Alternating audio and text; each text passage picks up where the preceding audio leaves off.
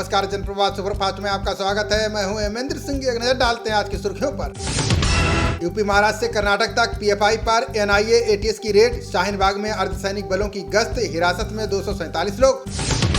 मुख्तार अब्बास नकवी ने पीएफआई को बताया अलकायदा की परछाई का, धर्म की आड़ में मुल्क को नुकसान पहुंचाने की रच रहे साजिश। देश में चल रहे मेक इन इंडिया अभियान को मिली बड़ी सफलता। रक्षा उत्पादों का निर्यात पिछले 5 सालों में 334% बढ़ा।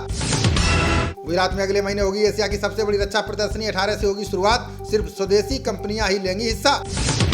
रक्षा मंत्री राजनाथ सिंह ने की इंडियन आर्मी की जमकर तारीफ का, बुरी नजर से देखने वालों को जवाब देने में सक्षम है हम। अभिनेत्री आशा पारेख को दिया जाएगा दादा साहब फाल्के अवार्ड। केंद्रीय मंत्री अनुराग ठाकुर ने पुरस्कार देने का किया ऐलान।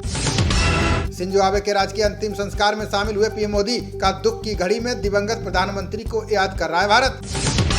29-30 सितंबर को गुजरात के दौरे पर जाएंगे पीएम मोदी। 29,000 करोड़ रुपए की परियोजनाओं की देंगे सौगात।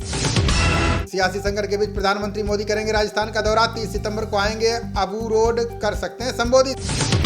विदेश मंत्री जयशंकर ने यूएनजीए में दुनिया को दिखाया आईना। आतंकवाद पर दुनिया को घेरा, कई देशों की बोलती की बंद। असम में चीन सीमा के समीप महिला पायलटों ने भरी हुंकार। अग्रिम चौकियों पर उड़ाए Su-30 लड़ाकू विमान। जस्टिस दीपंकर दत्ता को सुप्रीम कोर्ट का जज बनाने की सिफारिश। सीजीआई की अध्यक्षता में हुई कॉलेजियम की बैठक में लिया फैसला। दिल्ली हाईकोर्ट ने दिया आम आदमी पार्टी को बड़ा झटका। एलजी के खिलाफ सभी पोस्ट हटाने का दिया निर्देश। दिल्ली हाईकोर्ट के फैसले पर बोले दिल्ली के उपराज्यपाल सक्सेना का, सत्यमेव जयते, आपने झूठे आरोप लगाने का किया प्रयास। सुप्रीम कोर्ट के आदेश के बाद दुकानदार और कारोबारी परेशान। ताजमहल के करीब चलती हैं 400 से ज्यादा व्यावसायिक गतिविधियां।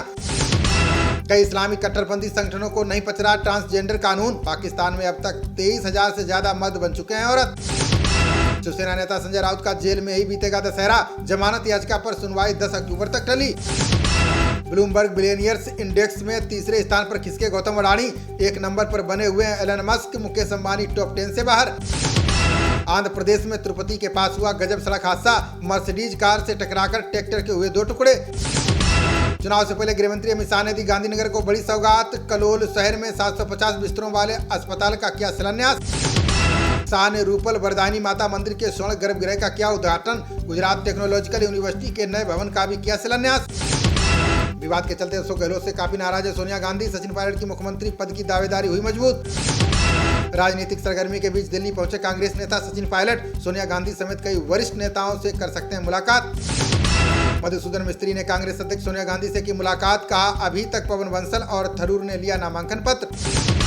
अंकिता कांड में रात 3 बजे जान बचाकर भागी पूर्व कर्मचारी का खुलासा।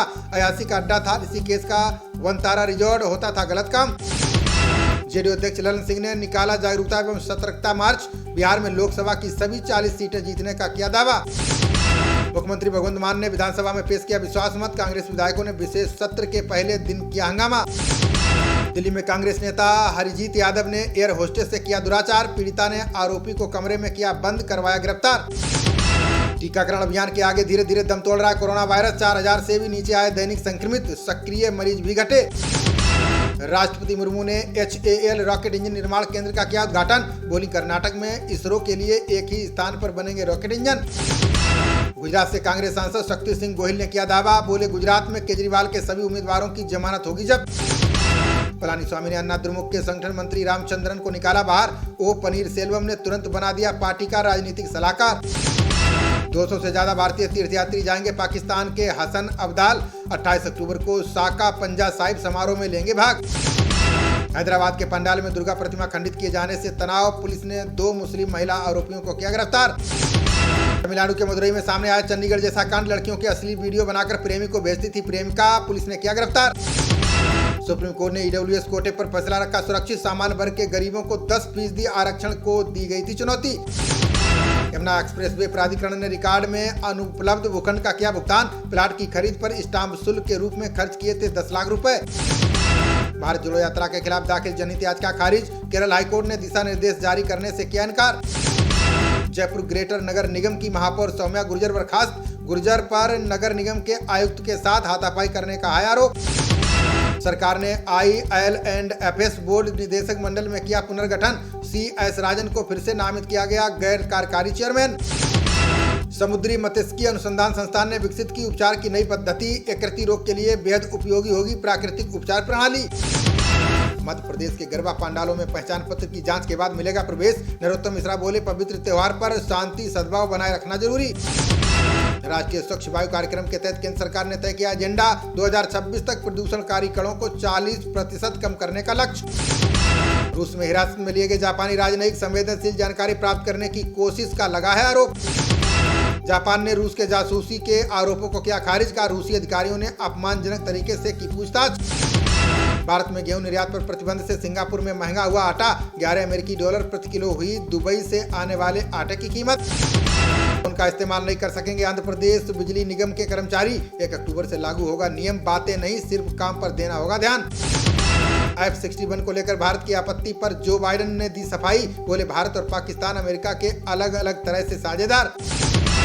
औरैया में दलित छात्र की पिटाई पर मायावती ने सरकार पर साधा निशाना, बोली मामले को रफा दफा करने के बजाय ठोस कार्रवाई करे सरकार। ग्रेटर नोएडा अथॉरिटी में हुए नियुक्ति घोटाले को लेकर जांच के आदेश, अधिकारियों ने अपने ही बेटे बेटियों और रिश्तेदारों को बांट दी नौकरियां। खबरों का सिलसिला जारी रहेगा, देखते रहिए जनप्रवाद। नमस्कार।